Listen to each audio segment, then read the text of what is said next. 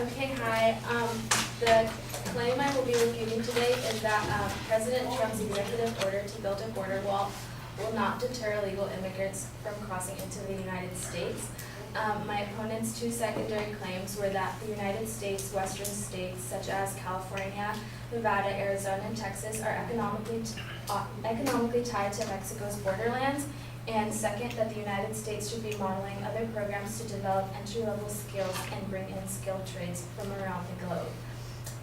My first response will be to their first secondary claim that our western states are economically tied to Mexico's borderlands.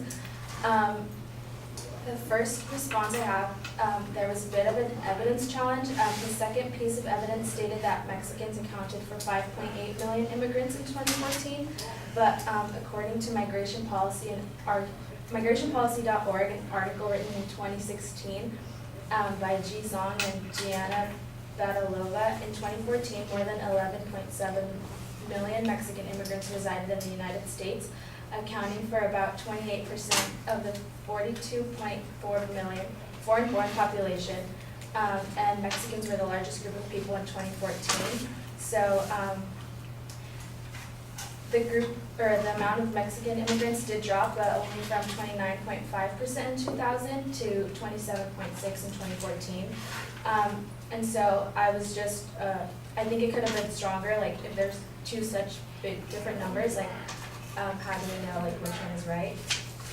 And then my second response to that claim is that his third piece of evidence for his first claim was that dividing cities at the border has created social consequences on the Mexican side. Whole cities are either abandoned or left without a male presence. Women and children are left at a disadvantage, making it easier for drug cartels to occupy or destroy civic community and way of life.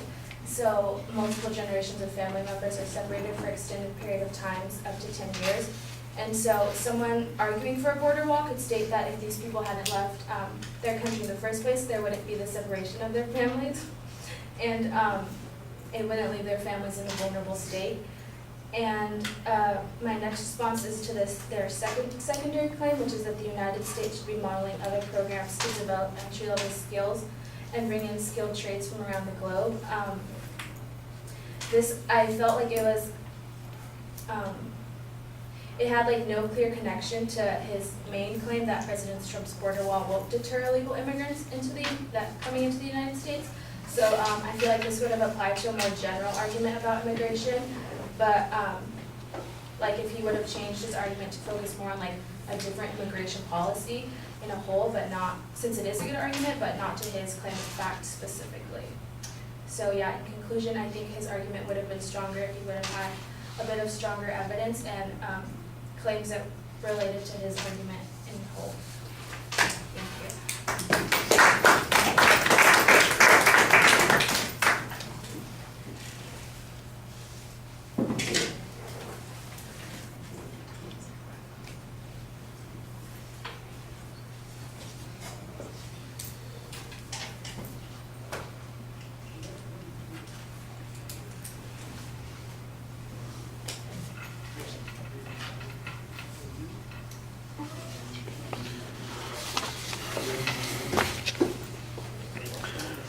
Okay, well, the layout at the beginning is fine of the structure, so we follow that. On the first point, your dispute over what the actual immigration numbers are, I think is an interesting point because you have a substantially different number. Your number is almost double what the advocate presents in terms of Mexican immigration. Why is that difference important? I think that's the question that comes up. It might have to do with the need for a wall or what the effectiveness of the wall would be. I think any of those things could be potential arguments that you develop there, but you don't really do that. Your argument comes down to, well, how do we know which set of data to trust? Well, that's a good question, but how does that answer the argument? How does it respond to that particular point? One of the things that I noticed in your argument several times is that it doesn't sound like you're making an argument. Where are you? I know you're right there. It sounds like you're offering a critique of the speech. Here's how he could have made the argument better, or here's something that would have made the argument work or make more sense. That's not what you're supposed to be doing. I think I've used this example repeatedly and I don't want to overdo it, but if you're in court and you were the defense attorney and you said, why didn't you use the evidence of my client's fingerprints to prove your point? That doesn't help your case. You know, you're trying to contradict their position, demand it, you're taking a position, you're refuting it. You don't have to take a position per se, but you could say they failed to produce the argument. Not, here's how you could have done a better job making your argument. That's not what we're looking for here. All right, on the second point, I think that, oh, and by the way, at the bottom, I think you did have a good reasoning point that suggests, look, if we did have the border wall and it worked, we wouldn't have these problems. These problems exist with the absence of a border wall. How is that something that indicates that the border wall won't work? That's a good reasoning challenge, and the explanation that you had at the end there, I thought that was pretty effective. That was the clearest argument that you had that was actually argumentative. All right, and then on the other point, I think you've got a legitimate point here that says this doesn't apply to the question of the border wall. That's true. It's an argument for something else, which is not the claim that the advocate presented, and it's not a claim of fact. It's an argument about a policy question about what we should be doing. How does it prove that the border wall won't work?